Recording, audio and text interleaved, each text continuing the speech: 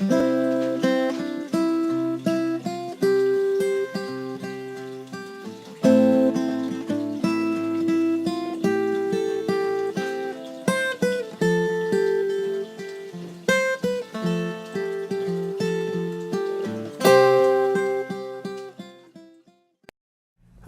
welcome to Church for Skeptics. As we begin tonight, let me just express my appreciation to the Heritage House here in Northport on the corner of Watermelon Road and McFarland. Best coffee in town, but they've been gracious to let us come in and film after they've closed, so we're very grateful for that. I want to have this program and the next program, hopefully that will go together. Tonight we want to talk about the subject, is atheism dangerous? Now, we've done a program already on the idea of, is religion dangerous? The new atheists have pronounced religion dangerous, and we've talked about the problems with that position. Probably the number one being the idea of lumping all religions into one. We would agree that there are a lot of, anything false can be dangerous, but that's our whole point, is to make the case that Christianity is actually true. But their rationale is this, is that, and I'll quote Dawkins' title, Richard Dawkins' title for his book, it's the God delusion. So the idea is, if you are delusional in believing in God, then you are also irrational, and if you're irrational, then you have the potential to be dangerous. And Richard Dawkins himself said what really put him on the offensive, let's say, to eradicate religion in general and to convince us all to be atheists along with him, was 9/11. And I understand that. I have some sympathy for his thinking along those lines. I just think he has thrown out the baby with the bathwater. And so this is really where I want you to go. I'll keep coming back to this. The whole point of this season is to examine the writings and the position of atheism itself, and the new atheists in particular, to show that what the Bible says in Romans 1:18 through 21 or 24, and I encourage you to look it up, but what the Bible posits in that passage is actually true, that if you lose God, if you don't like to retain him in your knowledge, to quote the passage there, then your thinking will become, one version says nonsense, the New International Version says futile.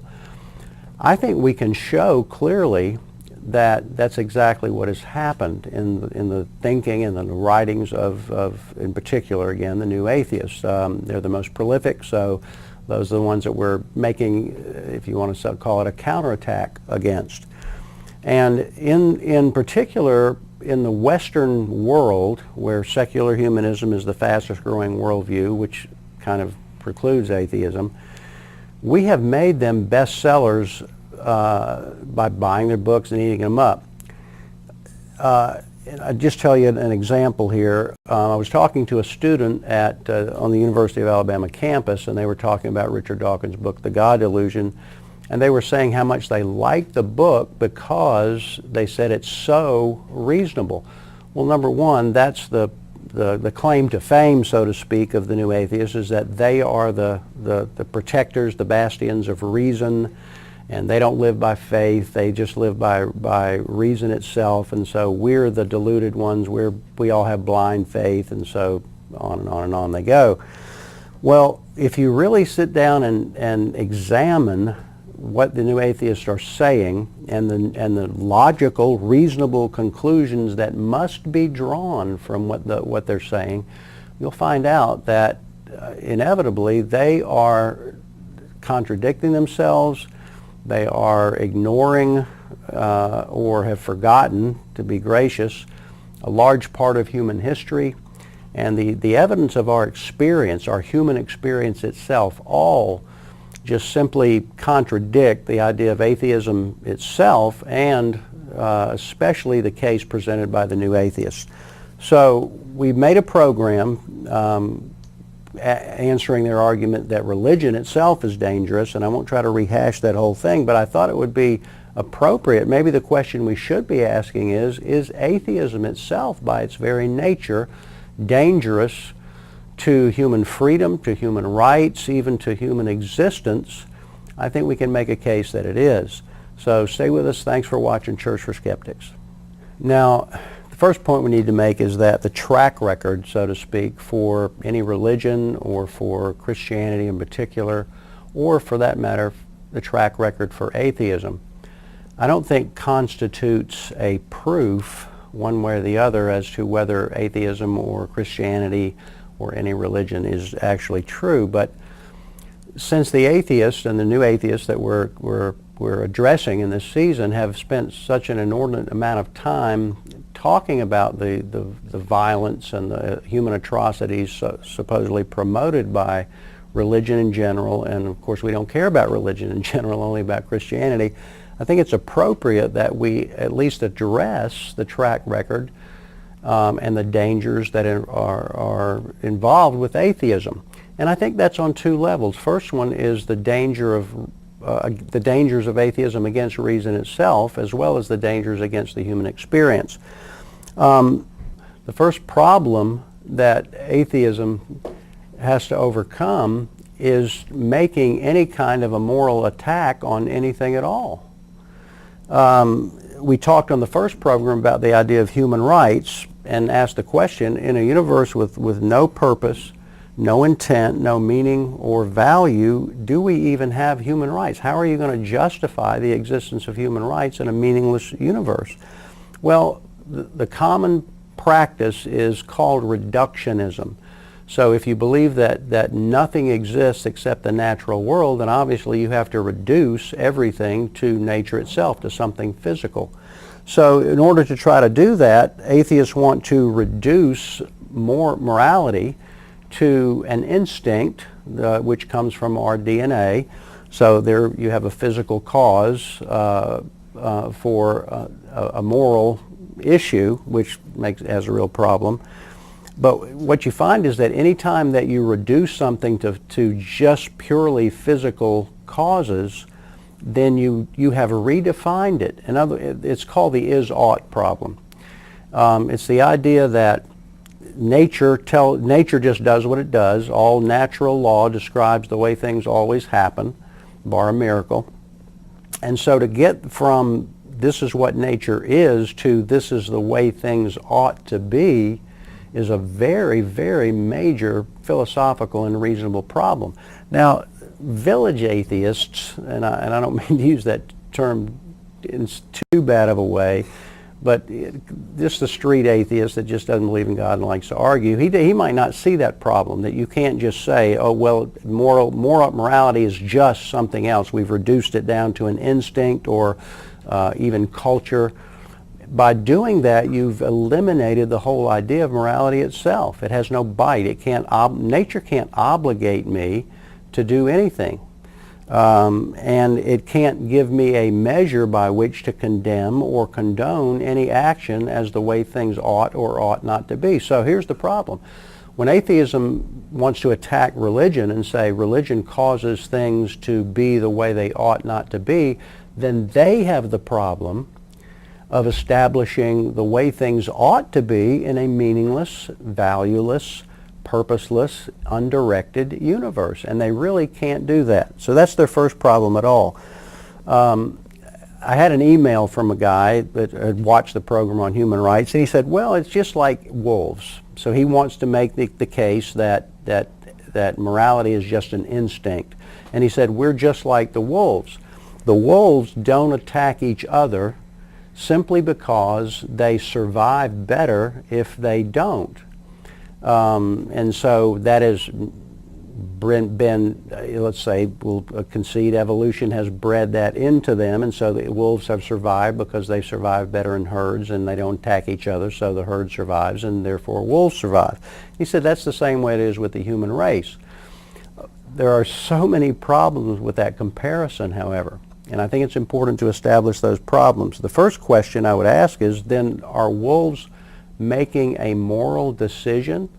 Do they actually decide it would be wrong for one wolf to attack another wolf and thereby preserve the herd? Obviously not. They're just acting by something. They don't have a choice, in other words.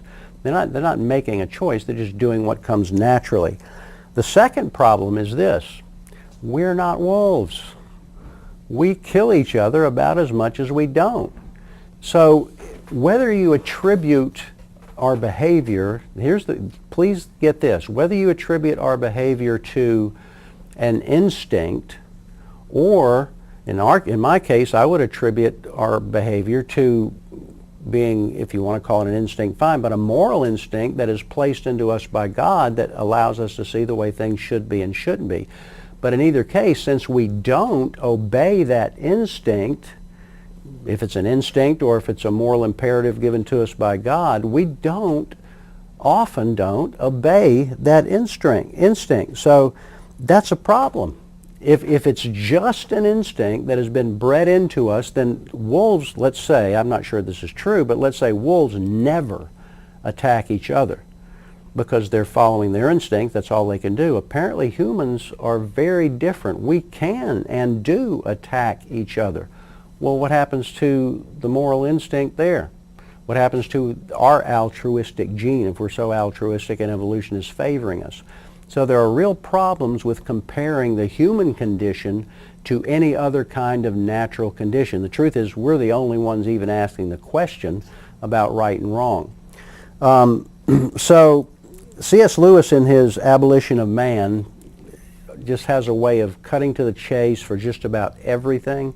And so I'm going to give you some. I've just read the book. I'm on my third reading of it now. And I want to give you the example he uses to counter their argument that morality is just an altruistic gene that evolution has favored over time. So I think when you hear this, you'll understand the issue. Keep watching. So C.S. Lewis says in his book, The Abolition of Man, which I highly recommend for all of you to get. You can get it really cheap, used copy on Amazon. It's a short read. But he says if it's just all about altruism, that we have a genetic sympathy that's caused by that altruistic gene, here's what he does. He uses the ultimate example. Altruism means that I sacrifice some of my rights or some of my pleasure, let's say, for your benefit because I'm sympathetic towards you. Well, in typical Lewis fashion, he says, well, the ultimate example of that would be dying for other people. That's the ultimate act of altruism, for me to die for let's say my family, my friend, or my country. Well, if that's the case and we all have this altruistic gene, what he says it really means is if it's a good thing for society to survive, then it's obviously better that we all don't die. But what if we're in a situation where it's a good thing? He said all it means is that it's a good thing for some people to die for the benefit of other people. If we agree that it's not good for everyone to die. Now here's the big question. With all this representative reason, he says reason at that point doesn't enter into the picture at all. Is it more reasonable to be the one who survives? Or is it more reasonable in those situations to be the one who dies for his country?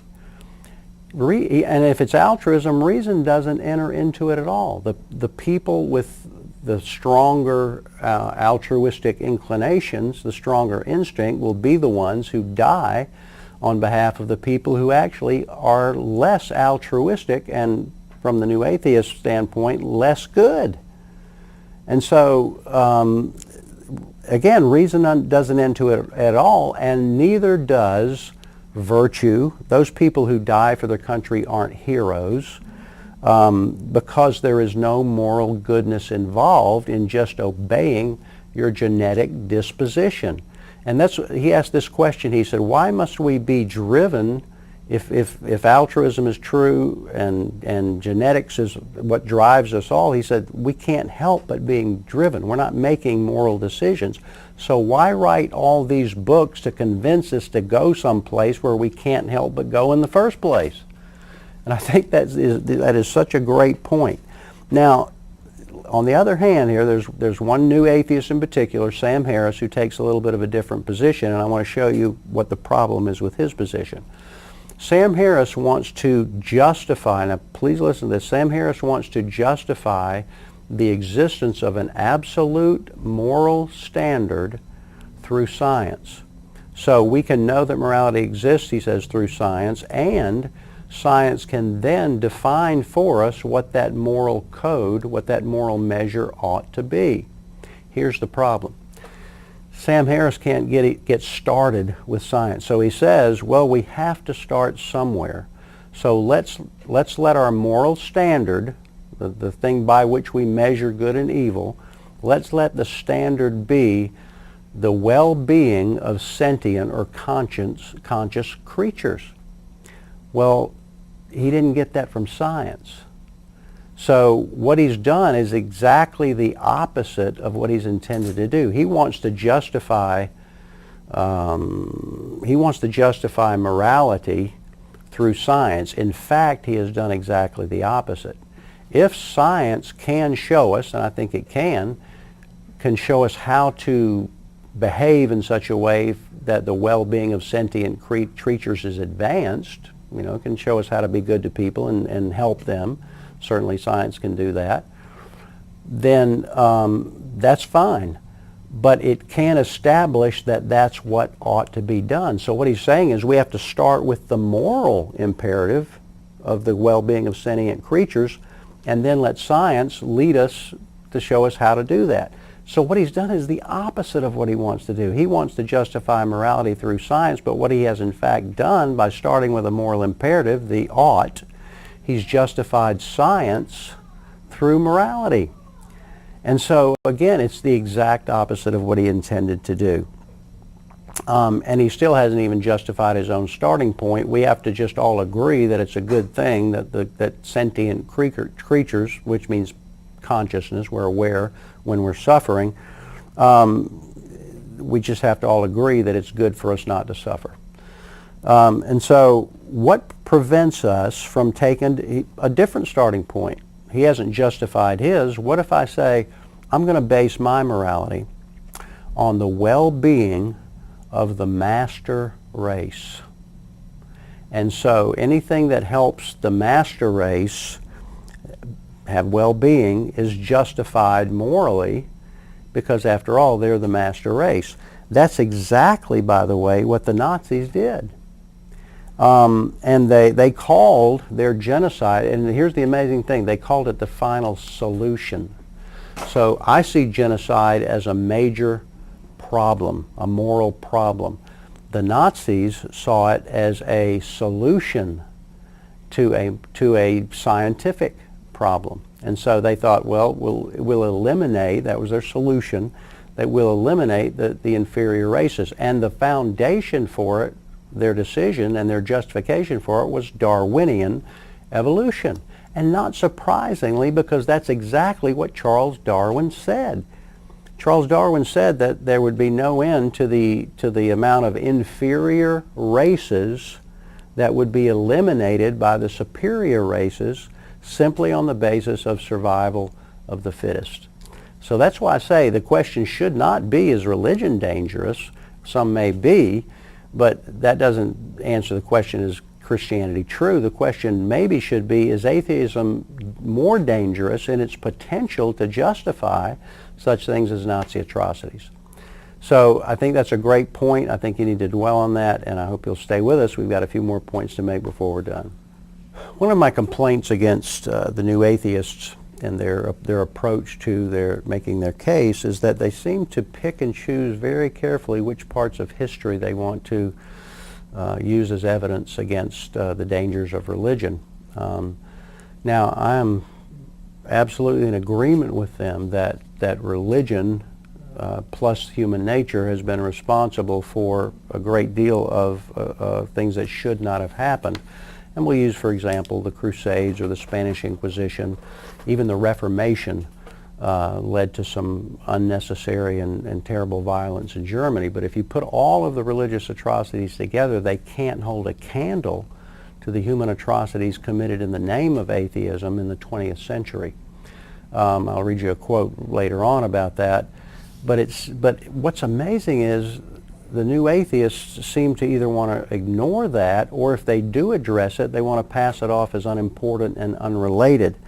I'll give you a couple examples here. Bill Maher, we all know, recommends, sort of as a political commentary, he says if you really want to make the world a safer place, the thing you need to regulate, number one, is religion. So of course he wants to make that case that religion is dangerous. And I wonder, does he know anything about the history of regulating or controlling or eliminating religion in the 20th century? Apparently not. He's willing to ignore it. Richard Dawkins actually says, get this now, that the horrors of the atheistic experiments of the 20th century have had nothing to do with atheism itself. I'll tell you this later, but I'll go ahead and throw it in now. There are about 94 million deaths attributed to the atheistic regimes of the 20th century, and 85 million of those 94 are attributable to the Soviet Union and China alone. And so when Richard Dawkins says there's no connection, he says there's not even the slightest evidence. Now get this. There's not the slightest evidence that atheism influences people to do bad things. So that brings us to the real point here of this program we've been building up to here. Which is more dangerous, if that's what we're going to talk about, which is more harmful? The teachings of Jesus Christ, which is all that I want to defend anyway, are the teachings of Jesus Christ more dangerous than the teachings of atheism and atheists? And we don't have enough time the rest of this season to list those things that atheism has been a part of just in the 20th century itself. Let's start with Karl Marx. In the Communist Manifesto, Karl Marx says, "The abolition of religion as the illusory happiness of the people is required for their real happiness." So he very open that in his dream world of establishing a utopian society of communism, the first priority is to eliminate religion as an illusion so that people can be truly happy. Now that sounds almost exactly like what Sam Harris says. Sam Harris says science must destroy religion. Now Richard Dawkins again, on the other hand, says, I do not believe there is an atheist in the world who would bulldoze Mecca or Chartres, York Minster, or Notre Dame. Now all those, of course, are religious institutions. And when he makes a statement like that, it shows that either his bias or his ignorance or just uncritical thinking, and that very statement has received the response that it deserves. I'll tell you who this guy is in a minute, but Richard Schroeder is from Germany. Here's what he says regarding Dawkins' statement that no atheist would want to bulldoze cathedral. He says cathedrals are too high for bulldozers. In the Soviet Union under Stalin and in the German Democratic Republic, East Germany, they used explosives instead. For instance, to blow up the University Church in Leipzig in 1968. And now we're getting pretty close to our lifetime here. Most of you weren't even born yet maybe, but that's the year I graduated from high school. Now, who is Richard Schroeder? He is a professor of philosophy in Berlin who was formerly a Communist Party leader in East Germany, and since then has, of course, seen the light, and he grew up in what was called the German Democratic Republic, where they blew up that church in Leipzig in 1968. As I talk about this, I'm thinking German Democratic Republic. It seems to me that atheists can't even get democracy right or republic right. There was never, I think, a more misnamed country than the German Democratic Republic, what we know of as East Germany. Joseph Stalin in Soviet Russia closed 54,000 churches. Admittedly, not all of them were blown up. Some were turned into museums or cinemas. But the fact remains that atheism is tied to the repression of freedom in an effort to establish a utopian society in which they thought religion would not play a part.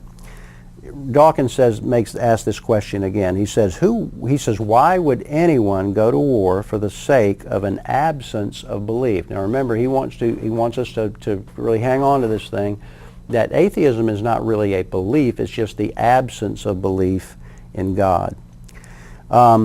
Apparently the new atheists have never read the Black Book of Communism published by Harvard Press in 1999. Let me give you a quote from it.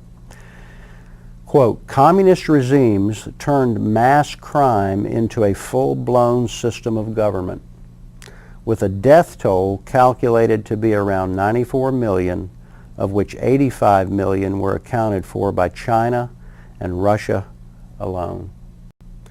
I just keep quoting here. I don't even have to use Christians necessarily. The evidence is so strong. Pulitzer Prize winner Marilyn Robinson says this: "We generally mean by the word war a conflict between nations.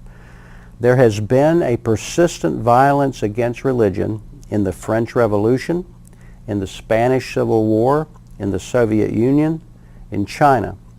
In 3 of these instances, the extirpation of religion was part of a program to reshape society," get this, "by excluding certain forms of thought by creating an absence of belief." So again, Dawkins is saying atheism can't be harmful, it's just an absence of belief. Well, that may be true, but an absence of one belief certainly leads to beliefs in other things, and that's evidenced by all of these examples of the 20th century.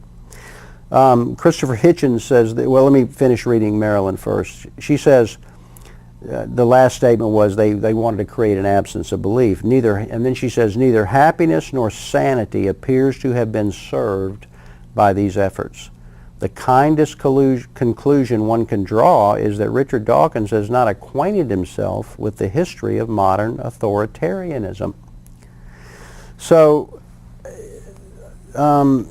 you read statements like from Adolf Hitler, not necessarily from Mein Kampf. He wrote another book called Table Talk, and he says, "The reason why the ancient world was so pure, light, and serene was that it knew nothing of the 2 great scourges of the pox and of Christianity."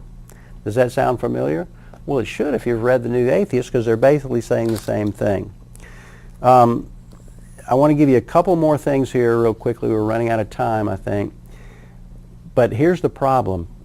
Dawkins, Christopher Hitchens, Sam Harris have not apparently talked to the people who have grown up and survived these atheistic regimes. And those people in those countries have been interviewed by guys like John Lennox, who has spent a good deal of time there. Ravi Zacharias would be another one. They have a completely different story to tell. And to be honest, they are flabbergasted by the new atheist's apparent ignorance about the connection between atheism and human atrocities. One of them said Richard Dawkins couldn't have not got it more wrong if he had tried. One last quote here from a Russian dissident: "We thought we could get rid of God and retain a value for human beings. We were wrong.